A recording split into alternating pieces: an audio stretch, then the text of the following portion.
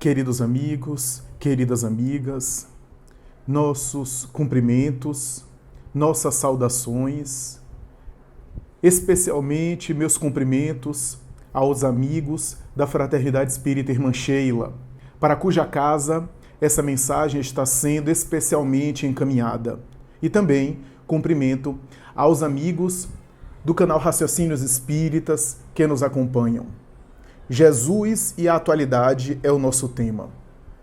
Há algumas décadas atrás, e eu me refiro aqui à década de 70 e 80, dois autores muito conhecidos das ciências psicológicas e psiquiátricas, eu me refiro a Carl Johnson, esse homem que influenciou inclusive manuais de diagnósticos em transtorno mental, alguns manuais psiquiátricos que diagnosticam os transtornos mentais, portanto as psicopatologias, recebeu grande influência desse grande psiquiatra, Carl Johnson. Ao lado dele, Melanie Klein, a famosa psicanalista que se dedicou muito a estudar psicose e também teve um trabalho de longos anos com relação à psicologia infantil. Essas duas figuras, duas personagens da ciência psicológica, da ciência comportamental, chegaram no cenário público e na ribalta da academia diante da intelectualidade acadêmica da psiquiatria e da psicologia da sua época, década de 80, década de 90 do século passado. Esses dois autores que são referências, essas duas pessoas que inclusive são e eram, nas suas épocas, bastante admirados, que tinham prestígio, que possuíam credibilidade dentro das ciências psicológicas, que não eram religiosos, que eram ateus, materialistas, chegaram ao público diante da APA, Associação Psiquiátrica Americana, estarrecida para declarar a seguinte colocação: nós somos psiquiatras, estudiosos da psique. Estudamos especialmente a psicose e a esquizofrenia nos últimos anos. Nos dedicamos a desenvolver trabalhos bem específicos e bem aprofundados sobre esquizofrenia, sobre psicose, nos sanatórios, nos hospitais psiquiátricos. E depois de anos de pesquisa nessa área, nós não somos religiosos, somos ateus, somos materialistas, somos especialistas em saúde mental. Chegamos à seguinte conclusão: a melhor terapia para tratar pacientes com psicose aguda e com esquizofrenia em especial, que é a psicose por excelência, que é a psicose mais conhecida, inclusive a mais comprometedora, a que traz mais prejuízo, chegamos à conclusão que a melhor terapêutica para pacientes com transtorno psicótico sérios, graves, a melhor terapêutica é baseada no perdão e na caridade, conforme está colocado no Evangelho de Jesus. Não somos cristãos, não somos religiosos, mas reconhecemos que no Evangelho de Jesus há lições de perdão e de amor que são terapêuticas em favor da saúde mental. Essa afirmação, que soou muito estranha na época para os grandes estudiosos da mente humana, duas personalidades que não eram religiosas, que eram admiradas no seu campo, falarem a respeito de perdão, de caridade e se referir, sobretudo, aos ensinamentos de Jesus, a sua proposta, em uma época em que, como aliás, de certa forma, relativamente à nossa época também, tem alguns resquícios ainda é semelhante, evita na universidade, evita nas escolas, evita na academia falar de Jesus, não de uma maneira religiosa, mas de uma maneira como se estuda Sócrates e Platão. Nós temos cursos hoje nas universidades de filosofia, de humanas de um modo geral, onde personalidades como Platão e Sócrates são estudadas. Pensamentos e pensadores como René Descartes e outros são estudados. Por que não estudar, por exemplo, os ensinamentos de Jesus? Por que, por exemplo, não estudá-lo filosoficamente, como uma personalidade histórica e cuja filosofia, cuja proposta de vida, cuja abordagem mereceria ser estudada? Há uma resistência até hoje, e havia uma resistência ainda mais na época de Carl Johnson e Melanie Klein, década de 80, 90 do século XX, para abordar, para se referir, para explorar temáticas como essa. É por essa razão que uma afirmação como essa, que foi colocada por esses dois pensadores, chocou tanto. E ao mesmo tempo demonstra a atualidade da proposta de Jesus. A atualidade, aliás, de Jesus, que cada vez que o tempo passa, parece ficar mais contemporâneo, parece ficar mais atual, parece ficar cada vez mais compatível com as necessidades atuais, com o contexto da nossa sociedade, com as demandas contemporâneas, como nós estamos enfrentando atualmente.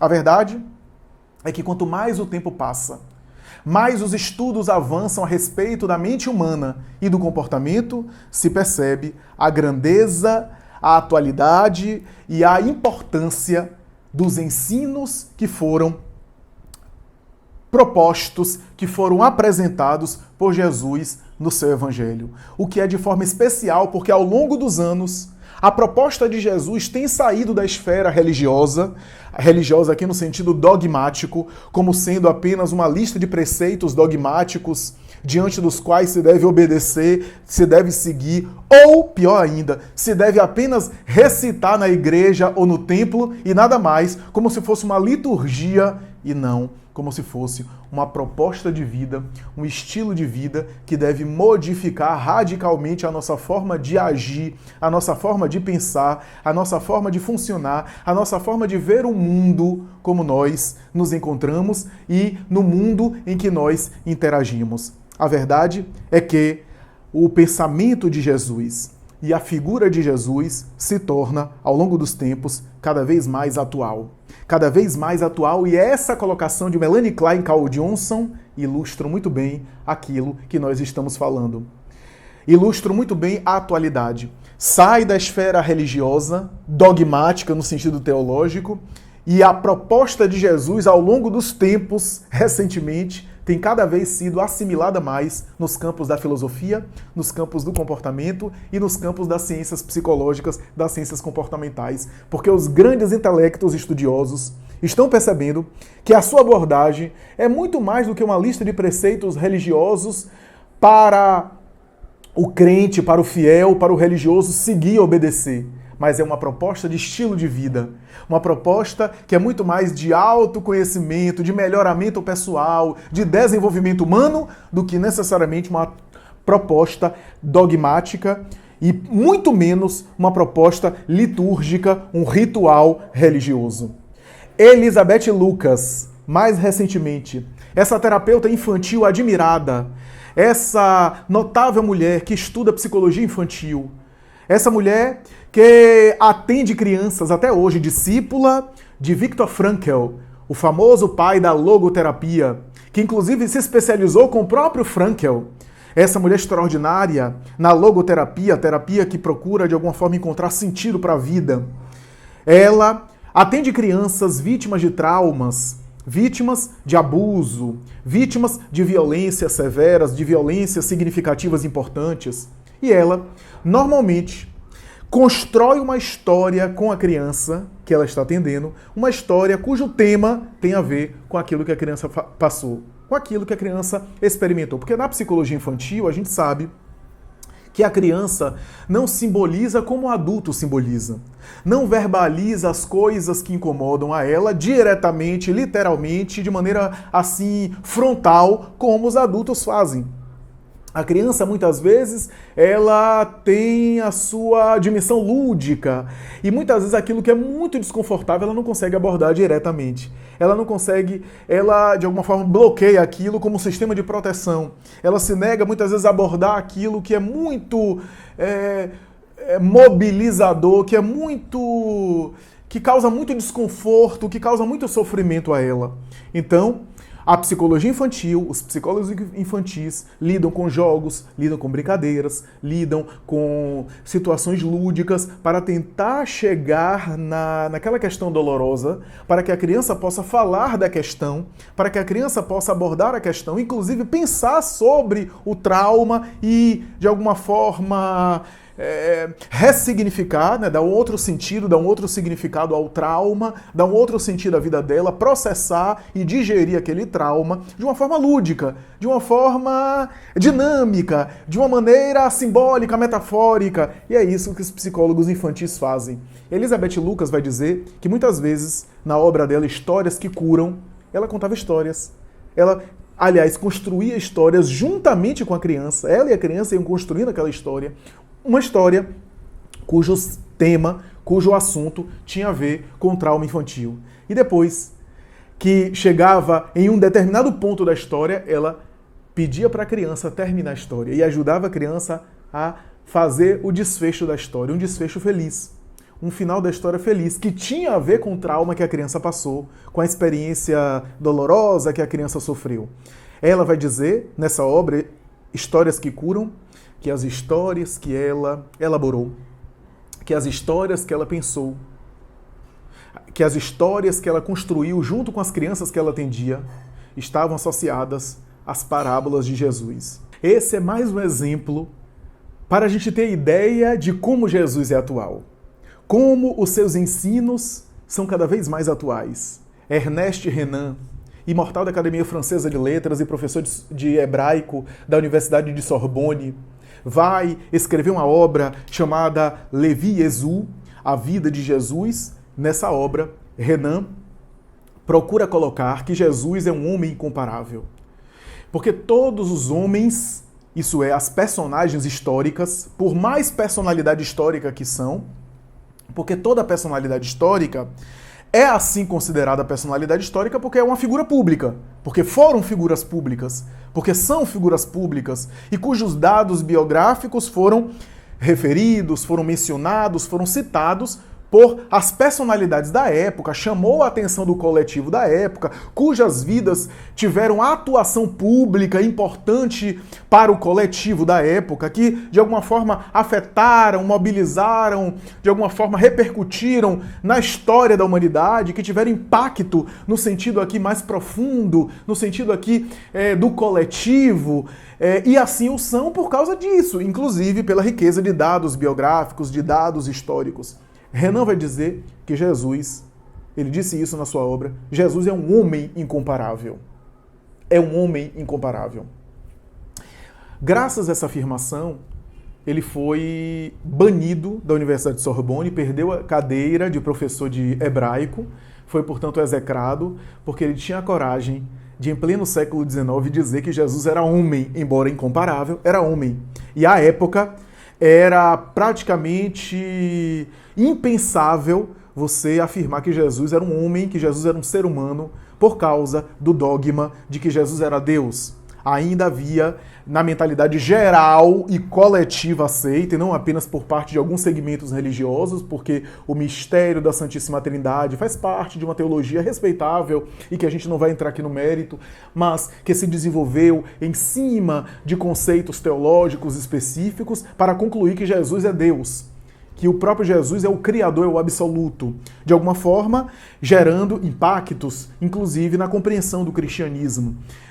Renan, quando disse que Jesus é um homem incomparável, ele estava, de alguma forma, cometendo algo que era impensável e que gerou uma repercussão, um estarrecimento coletivo. Como é que ele tinha coragem de dizer que Jesus era um homem, já que Jesus, na época, era considerado Deus? E foi expulso, foi desconsiderado, mas ele explica na sua obra. Todas as personagens históricas ficaram na história, se localizam na história, se situam em algum tempo, estão presentes e estão inclusas dentro do processo histórico, como pessoas históricas importantes. Jesus, disse Renan, é tão impressionante que ele não coube na história, que ele não ficou dentro da história, que ele não ficou localizado na história. A história não foi capaz de abrigá-lo. A história não foi capaz de acolhê-lo, de assimilá-lo. A história não foi capaz de contê-lo em um período histórico. Ele ficou acima da história, porque ele próprio dividiu as épocas, dividiu, portanto, a história em antes do seu nascimento, depois do seu nascimento. E é tão fascinante que ele divide a história em antes e depois, embora a data real do seu nascimento não se sabe, não se tem certeza, e possivelmente não foi o ano zero da nossa era, conforme nós aqui colocamos no calendário. Possivelmente foi depois, porque até as contas não são contas precisas. O que é fascinante, uma pessoa histórica, uma personalidade histórica, ter tanto mistério, no sentido de ter tantas dúvidas, de ter tantas interrogações sobre elas e de ter tantas incertezas a respeito dela, o que não condiz com a lógica das personalidades históricas. As personalidades históricas são históricas porque a gente tem clareza da vida dela, dos fatos da vida dela, das datas, dos dados, do que ela fez. Sobre Jesus, há muitas interrogações. Renan vai afirmar que Jesus, no entanto, é um homem incomparável. É um homem que dividiu as épocas. É um homem tão extraordinário que não ficou localizado em uma história. Ele esteve sempre acima da história e dividiu a história antes dele e depois do seu nascimento. Augusto Cury, o psiquiatra brasileiro, há alguns anos, embora não seja religioso, seja inclusive declaradamente ateu e materialista, Augusto Cury vai dizer que quando se debruçou para estudar o pensamento de Jesus e entender em que nível havia algum conteúdo psicológico e comportamental importante, já que ele se interessava pela tradição filosófica, religiosa e cultural de várias abordagens, não apenas de Jesus, mas do Oriente, da tradição oriental, etc., ele percebeu que ali se encontrava um conjunto de ensinamentos dos mais sofisticados e dos mais profundos, todos eles que falam de coisas comportamentais, que antecipam as ciências psíquicas, que antecipam as abordagens mais atuais sobre saúde mental que se encontram no Evangelho. Cury, que a princípio achava que Jesus era um mito inventado pela cultura judaica, um mito histórico, um mito idealizado e romantizado pela cultura judaica para falar de um herói, de alguém que iria salvar Israel, etc. O mito que está presente nas fábulas dos heróis de todas as culturas e tradições.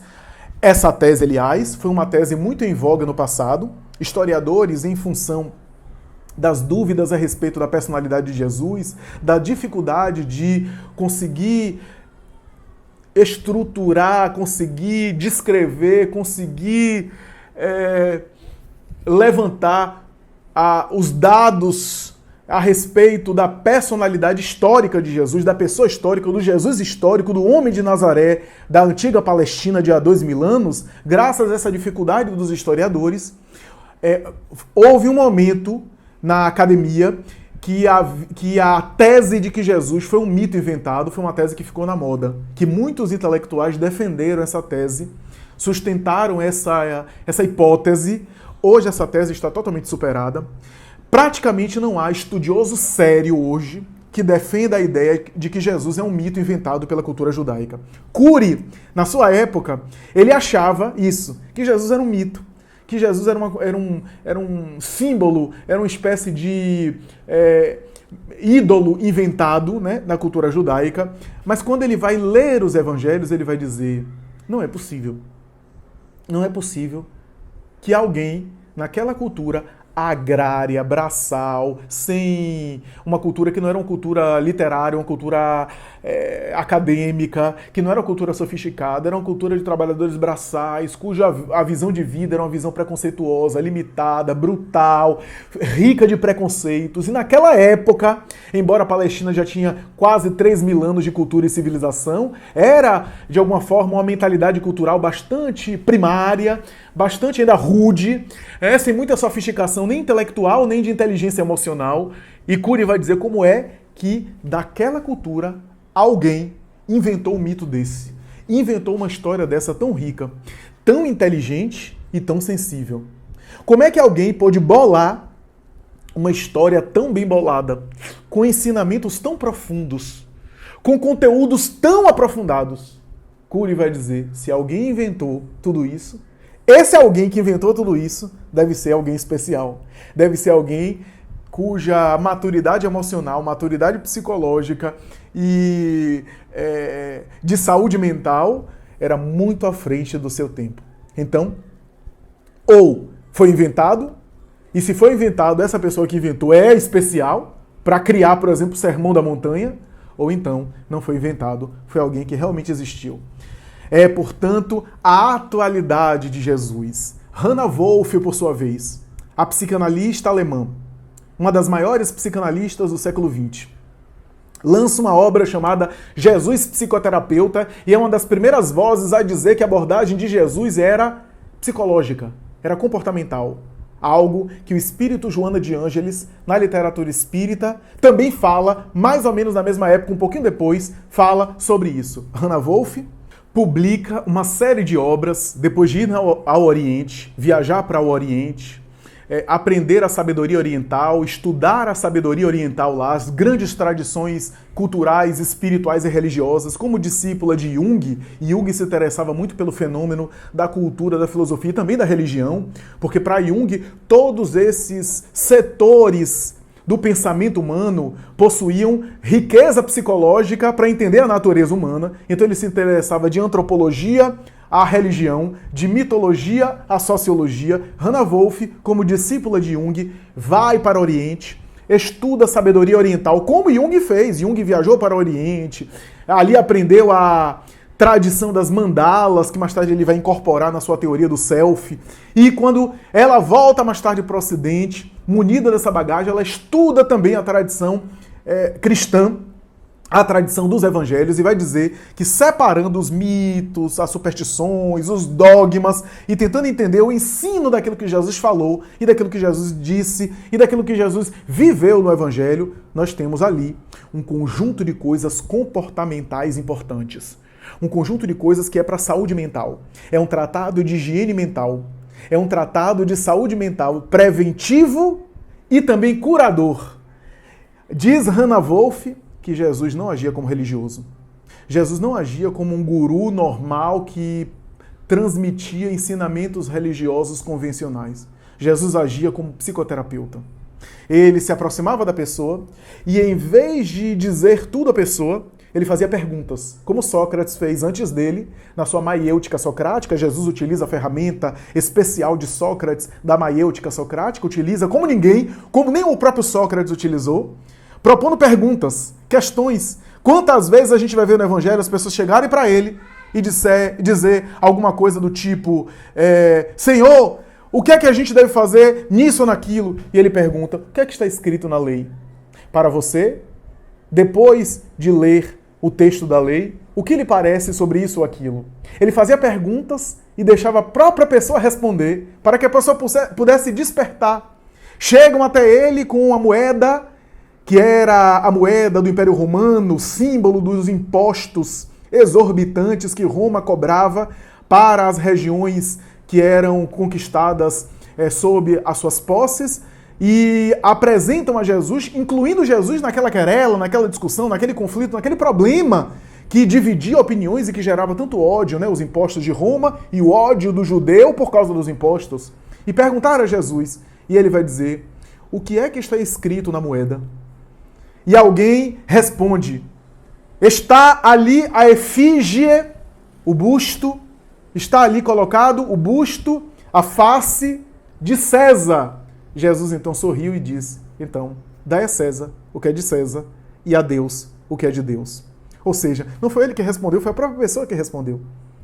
Então ele procurava de alguma forma despertar a criatura, porque às vezes quando a gente tem um orientador que diz tudo pra gente, que fala tudo pra gente mastigado, a gente perde a capacidade de pensar, entra numa espécie de preguiça mental e fica sempre acostumado com uma bengala psicológica para o guru, para o orientador, para o professor pensar por nós e dizer a nós o que a gente deve fazer. Isso não é despertar. Isso gera uma dependência psicológica, uma dependência emocional. Jesus não fazia isso. Ele se acercava das multidões, diz Hannah Wolff, fazia questões, levantava questões, suscitava questionamentos, respondia algumas questões, devolvia outras questões com outras questões e se afastava da multidão para que a multidão conseguisse processar aqueles ensinamentos, para que a multidão conseguisse assimilar aquilo. Porque também, segundo a pedagogia, nós sabemos que quando o orientador, o professor, o instrutor, o mestre, transmite excesso de informações, encaminha informação demais para o sujeito não dá conta daquela quantidade de informações. E a depender da quantidade do conteúdo, o excesso de informações pode perturbar mais do que ajudar. Pode confundir, embaraçar demais. Jesus sabia disso. Então se acercava das multidões, transmitia o ensinamento, contava uma história, uma parábola e deixava cada um raciocinar com sua própria cabeça, pensar com sua própria cabeça e chegar às suas próprias conclusões. Era a forma de amadurecer. Diz Hannah Wolff que isso é a atuação de terapeuta, de psicoterapeuta. Não era uma atuação de um orientador religioso comum. Porque ele se acercava das pessoas e fazia as questões. E perguntava. Diz Hannah Wolff, é interessante um doente chegar até ele e lhe perguntar: que queres que eu te faça? Estava óbvio. A pessoa queria ser curada daquela doença. Será? Pergunta Hannah Wolff. Quanta gente que acha que quer uma coisa, mas deseja outra. Quanta gente, quantos de nós que queremos uma coisa, mas desejamos outra. Quantos de nós parecemos estar sempre com uma doença nova.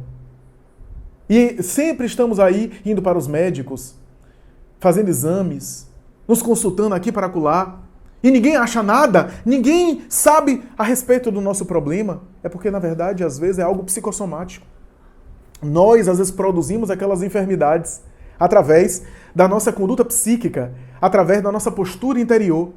Então, quando ele se acercava e perguntava: que queres que eu te faça? Ele perguntava para que a pessoa pudesse dizer e pudesse ali verbalizar para se esforçar e se comprometer, se envolver no seu problema. E não transferir o problema para Jesus ou para outros terceiros. Então a pessoa diz: que me cure, Senhor. E ele então irradia o seu magnetismo sob a sintonia do próprio sujeito que estava interessado, que se abria. E ele então dizia: vai, tua fé te curou. Ou então cura-te. É a proposta das ciências psicológicas atuais, né? Que nós somos os nossos autocuradores. Diz Hannah Wolff que no episódio, por exemplo, do paralítico do Poço de Jacó, o Poço de Siloé, aliás, ele chega próximo ali e a tradição religiosa dizia que quando as águas balançavam ali, o sujeito se jogava naquelas águas e era banhado. O primeiro que caísse era curado por Yahvé, era curado por Jeová. E o homem diz assim: eu estou aqui há 38 anos paralítico e nunca consigo ser curado. E aí, Hannah Wolff vai dizer: esse homem nunca quis ser curado. No fundo, ele tinha uma espécie de consciência de culpa, de masoquismo psicológico, de gostar de sofrer e de estar naquela situação. Porque muitas vezes as nossas enfermidades físicas são sintomas ou símbolos das nossas enfermidades interiores, espirituais. Então ele estava ali, 38 anos, e Hannah Wolff vai dizer: se ele realmente quisesse ser curado, ele ficava próximo, e não ficava longe, para quando as águas balançarem, todo mundo corre, e o primeiro que se joga fica curado. Ele ficava próximo, e esperava. No fundo, no seu inconsciente, ele tinha uma espécie de masoquismo psicológico, diz Hannah Wolff. Então, quando Jesus se aproxima, Jesus diz: que queres que eu te faça? Que me cure, Senhor. Então, cura-te. E o sujeito, então, recupera a mobilidade orgânica. Hannah Wolff também vai falar sobre um epicentro psicológico. Ela vai dizer que todos nós temos um epicentro psicológico que é, de alguma forma, o núcleo da nossa personalidade. Núcleo esse que faz com que a gente tenha aquelas características básicas, aqueles traços predominantes da minha forma de funcionar no mundo, aqueles elementos básicos que, de alguma forma, caracterizam aquilo que se chama de temperamento, aquilo que normalmente é chamado de temperamento. Esse temperamento é, de alguma forma, influenciado por esse epicentro. O epicentro é, digamos assim, os temas ou o tema básico da minha vida. É como se cada um de nós tivesse, de alguma forma, um assunto, um tema da nossa vida, um tema principal da nossa vida. Pode ser um trauma, pode ser uma experiência difícil na infância, uma espécie de sofrimento psicológico na infância, ou então um idealismo, um sonho, uma esperança, uma aspiração que nós cultivamos. Cara, uma espécie de assunto que mais nos toca, e esse assunto que mais nos toca, de alguma forma, afeta o nosso modo de funcionar, afeta a nossa vida, afeta a nossa forma de ser no mundo e de viver no mundo. Hannah Wolff vai dizer que se nós examinarmos todas as pessoas têm um epicentro.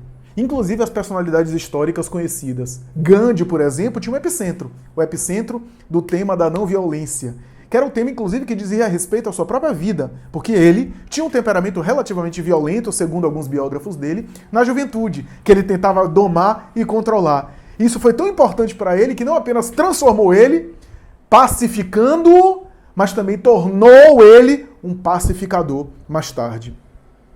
Madre Teresa de Calcutá, o tema dela já era outro. Se a gente olhar, por exemplo, a vida dela, a gente vai ver que o tema dela era para os excluídos materialmente, os excluídos sociais, os pobres, mais pobres de todos os pobres, como ela falava, como ela chamava. Então a gente vai ver, até porque ela, a princípio, não era de classe desfavorecida, era uma professora de inglês e de geografia para meninas da classe média de determinada instituição religiosa da Índia. E ela ensinava essas meninas de classe média. Mas ela tinha um tema da vida que era da exclusão social. E mais tarde vai se transformar no símbolo de solidariedade, de ação social que a gente conhece, Madre Teresa de Calcutá. Se a gente examinar a vida de, por exemplo, Platão e Sócrates, né, educação moral, cultivo de virtudes, de valores e assim por diante, nós veremos que ali tem um epicentro, um tema básico. Se nós examinarmos a vida, por exemplo, de grandes intelectuais, veremos que cada um deles tem um epicentro. Sobre Jesus, Hannah Wolff vai dizer que não há como definir. Não tem como dizer que Jesus tem um epicentro. Não há como dizer que Jesus tem um epicentro específico. Não há. Não há um tema específico sobre Jesus. Um epicentro psicológico. Jesus parece abarcar algo maior. Parece que a sua estrutura psicológica, diz Hannah Wolff, é uma estrutura psicológica diferenciada. Ele parece abrigar os opostos da psicologia junguiana. Aqueles opostos que precisam fazer a síntese do autoconhecimento. Os conteúdos conscientes e inconscientes estão em Jesus integrados de tal forma que Hannah Wolff vai dizer que nele nós temos o símbolo do self. O self é uma palavra de Jung para designar a totalidade psicológica, a totalidade consciente e inconsciente do nosso, da nossa dimensão mental, da nossa dimensão psicológica, da estrutura psicológica nossa. Esse self é a totalidade, consciente e inconsciente, é o self. Hannah Wolff vai dizer que o self é um símbolo, no entanto, mas que se a gente quiser olhar para uma vida e tentar entendê-la como sendo aquilo que é mais próximo do self, é só olhar para Jesus. Hannah Wolff vai dizer que Jesus, a vida dele, a conduta dele, o comportamento dele, a forma dele agir, era a materialização em termos reais do self, ou seja, da personalidade integral, do chamado homem ou ser humano integral, como diz mais tarde Joana de Ângeles, né? O símbolo do self. Por quê? Porque a mente de Jesus não é uma mente normal. Não é uma mente convencional. A mente de Jesus é uma mente que está acima da psicologia. Olha, toda vez que eu estudo, por exemplo, o pensamento, eu preciso usar do próprio pensamento. Ou seja, o instrumental que eu uso para estudar o pensamento é o próprio pensamento. A gente já tem, inclusive, um desafio aí, um problema aí, né? Quando eu estudo a mente humana, eu preciso usar as mentes humanas, a minha e as mentes humanas que eu estudo. As mentes humanas da psicologia humana. Só que Jesus não faz parte dessas mentes humanas. A mente de Jesus é uma mente diferenciada. Então, o que eu quero dizer com isso? E isso que Hannah Wolff defende na sua obra, tanto Jesus Psicoterapeuta, como Jesus Universal, né, que também é uma obra dela. O que é que ela defende? Ela defende que a psicologia estuda mentes, mas a psicologia é incapaz de entender uma mente de Jesus. Porque a ciência psicológica, toda ela foi estudada e foi estruturada e foi organizada para estudar a mente humana normal, a mente humana convencional, as nossas mentes, a psicologia humana. Só que Jesus, a psicologia de Jesus não é uma psicologia igual à nossa. A sua mente não é uma mente nossa. Então não há uma psicologia capaz de entender a psicologia de Jesus. Essa é a história. Não há. Não há como entender uma mente cuja ciência da mente não tem elementos para entender uma mente que é mais avançada. Roberto Assagioli, no final do século XIX, começo do século XX, no início, na primeira metade do século XX, esse psicólogo italiano admirável, esse grande intelectual que criou uma escola psicológica chamada psicossíntese para sintetizar a sabedoria, tanto religiosa, espiritual, como psicológica, comportamental. Roberto Assagioli vai declarar que as enfermidades, as doenças físicas têm sempre uma dimensão transpessoal, ou seja, um aspecto espiritual profundo. Como Jesus é atual. Vai e não tornes a pecar. Ele dizia isso para as pessoas que ele curava. Vai e não tornes a pecar, para que não te suceda algo pior. Mesmo para aqueles que eram já nascidos doentes, e ele curava essas doentes, ele falava, vai e não tornes a pecar. Demonstrando que a doença física é um símbolo de uma doença maior, que está por detrás da doença física. Toda vez que ele curava um paralítico, ele estava sinalizando ao paralítico que era necessário que ele se movimentasse no mundo de uma outra forma, porque a sua paralisia física era símbolo de uma paralisia interior, de uma paralisia da alma. Toda vez que ele curava um cego, ele estava sinalizando para uma cegueira que era interior. Toda vez que ele restituía a saúde mental a um louco, ele estava dizendo sobre uma loucura que não era uma loucura só psiquiátrica, mas era algo espiritual, que começava na conduta, na moralidade, simbolizado na expressão pecado. O pecado aqui não no sentido apenas teológico, mas pecado aqui no sentido de imperfeição, de vício, de posturas inadequadas, antiéticas. Vai e não tornes a pecar, para que não te suceda algo pior. Toda vez que ele curava, ele simbolizava isso. Roberto Assagioli, 20 séculos depois, fala sobre isso.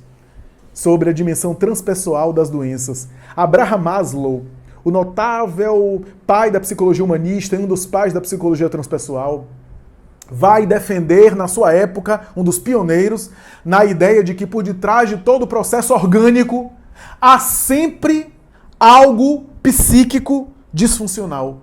Que toda enfermidade orgânica tem também uma raiz psicológica, uma dimensão psicossomática. Como Jesus é atual. Jesus falava sobre isso. Jesus abordava essa questão. Jesus dizia, pede e obtereis. Batei na porta e ela se abrirá. Buscai e achareis. É a ideia da psicossomática. Tudo aquilo que eu cultivo, eu recolho para mim. Eu peço e recebo.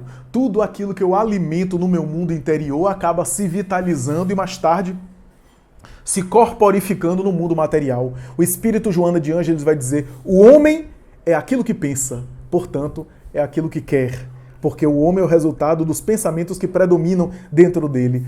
Como Jesus é atual. Como Jesus é atual. Tudo aquilo que eu peço psiquicamente, isso é, que eu alimento, eu estou pedindo ao universo. Tudo aquilo que eu alimento, eu estou pedindo. E eu estou vitalizando. E eu estou jogando. E uma hora, e eu recebo. Stanislav Grof, o psiquiatra da Tchecoslováquia, mas radicado nos Estados Unidos. Vai, depois de 40 anos estudando a esquizofrenia, utilizando LSD e mais tarde respiração holotrópica, a hiperventilação. Esse homem extraordinário vai defender a ideia de que por detrás do cérebro há uma mente que não é material. Há uma consciência que é supramaterial, que está além da matéria, que é espiritual, que é o espírito.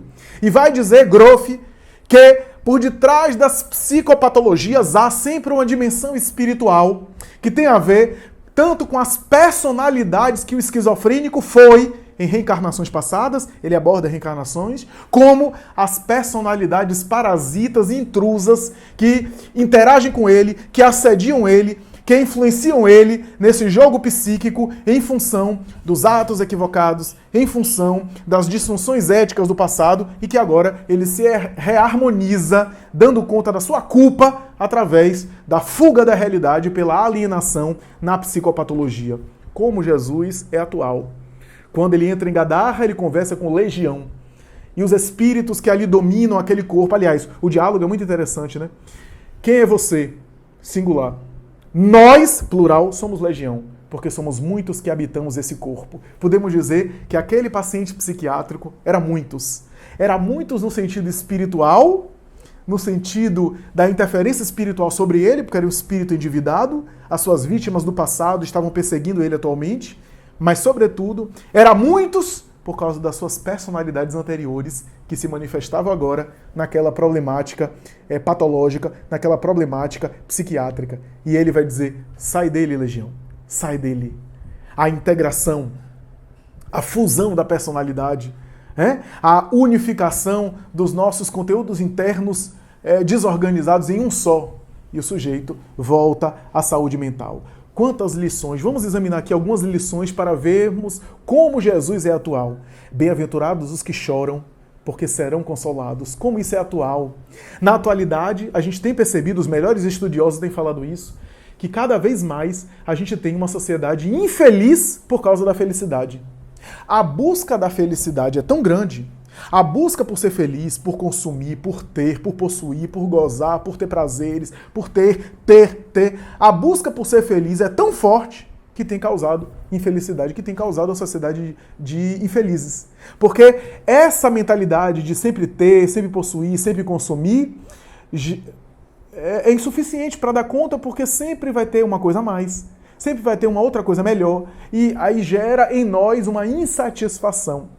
Então, no fundo, como diz um grande pensador psicanalista atual, no fundo, nós temos uma sociedade que é infeliz pela felicidade, ou infeliz por querer tanto ser feliz. Olha só. Olha a colocação de Jesus. Bem-aventurados os que choram, porque serão consolados. Parece até estranho. Felizes aqueles que choram, porque serão consolados. Porque os que choram não estão anestesiados pela droga, não estão anestesiados pelas fugas de alterar a consciência, não estão anestesiados por essa mentalidade de bloquear a dor, de não sofrer, de não querer sofrer, e por não querer sofrer, não querer ser feliz de maneira obsessiva, temos criado uma sociedade infeliz.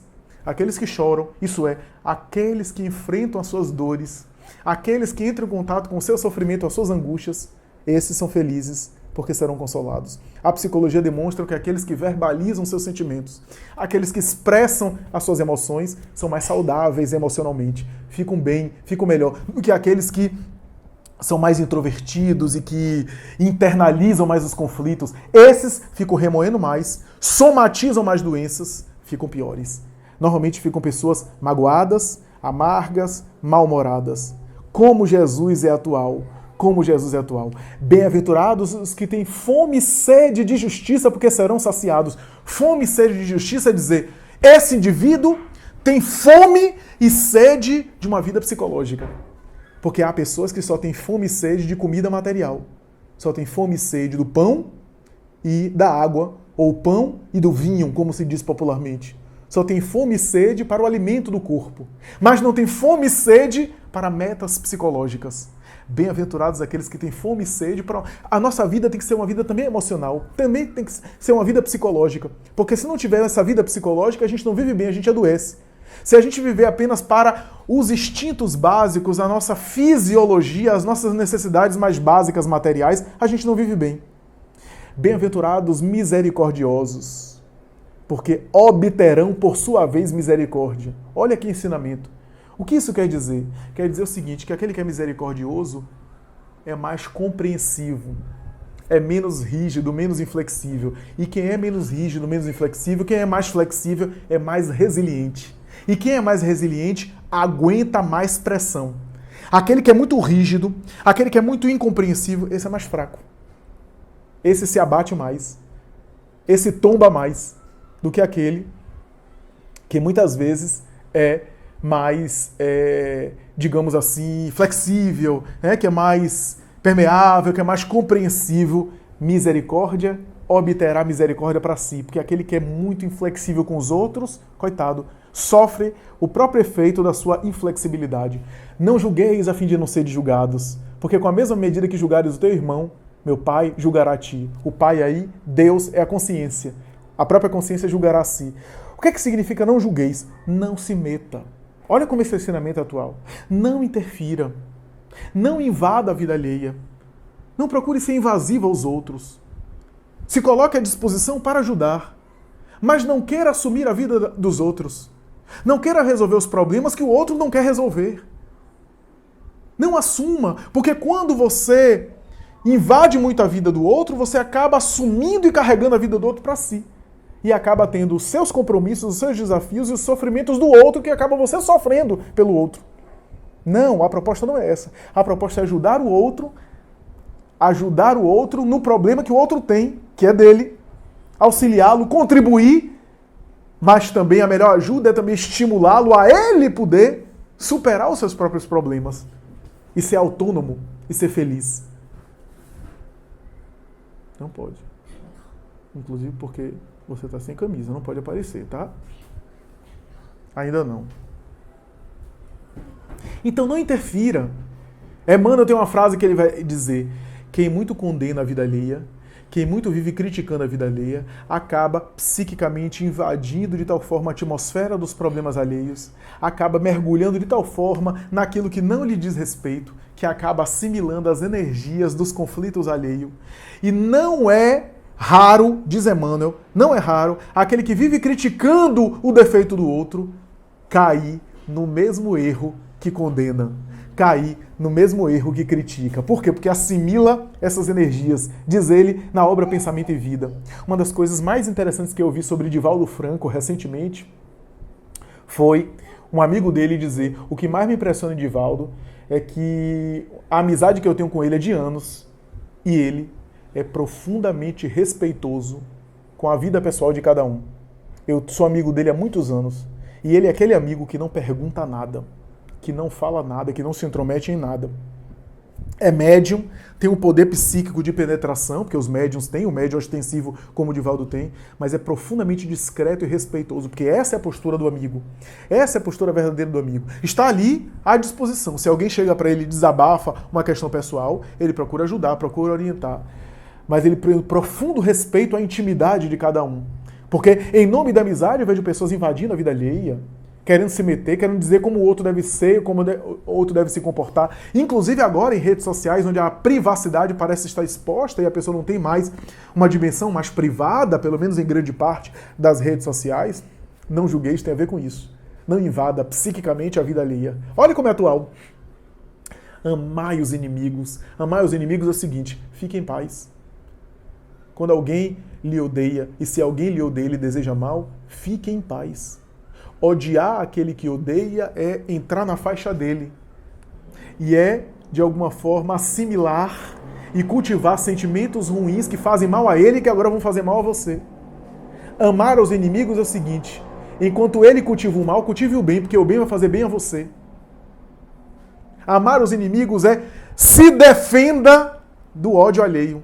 O ódio alheio vai fazer mal àquele que odeia, não a você, se você estiver pensando no bem, devolvendo o mal com o bem. Quando você devolve o mal com o bem, você se defende, você se blinda. Essa é a história.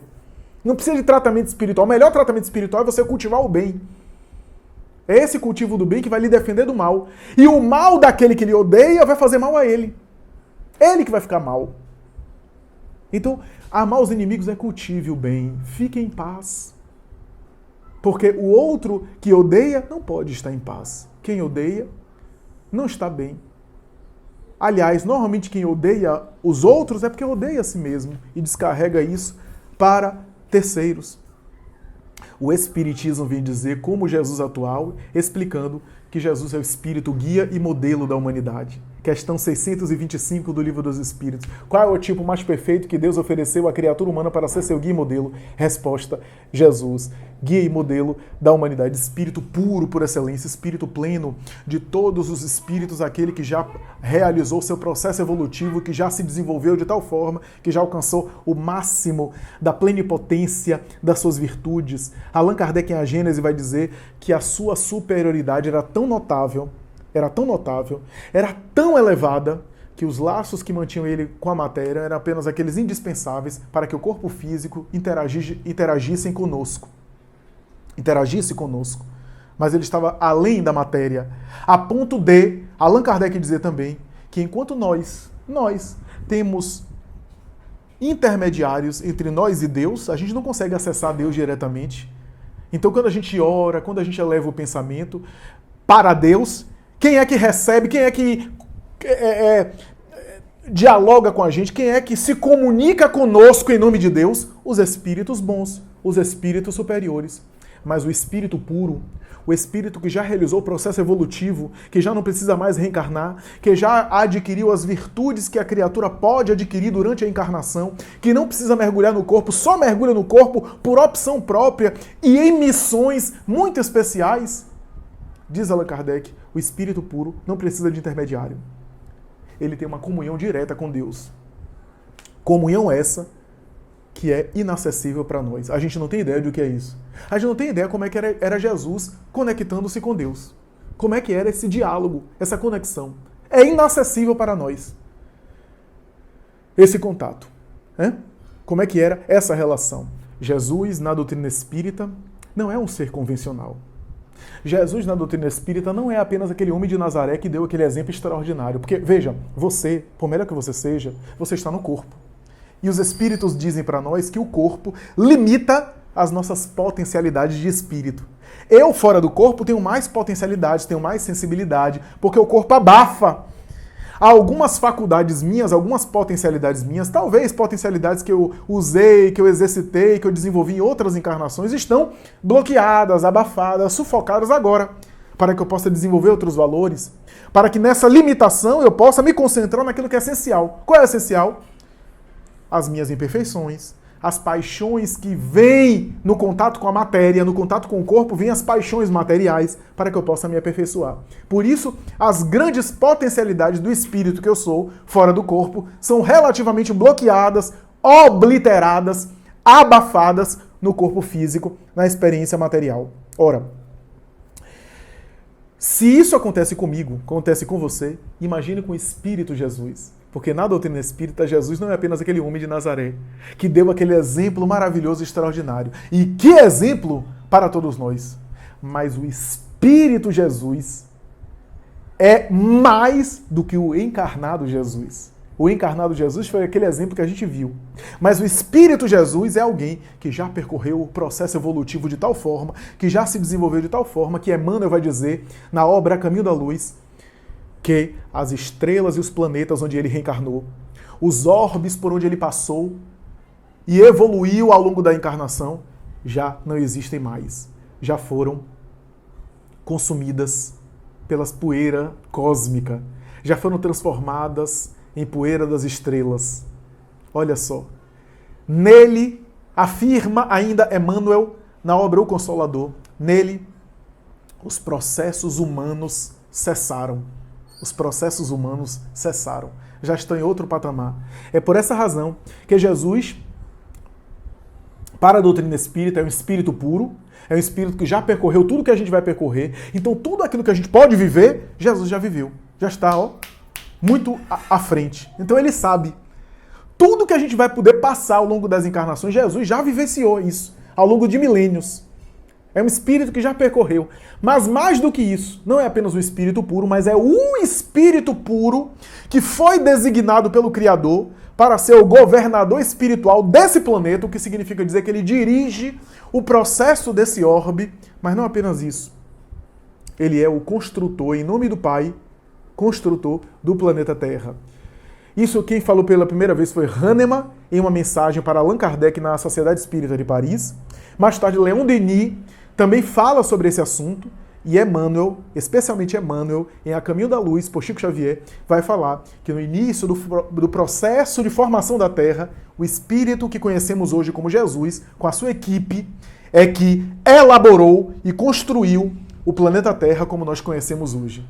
É ele que esteve ali organizando não apenas a estrutura material do planeta, co-criador com Deus em plano maior, como diz André Luiz em Evolução em Dois Mundos, da mesma forma que nós somos co-criadores com Deus em plano menor, os espíritos crísticos são co-criadores com Deus em plano maior.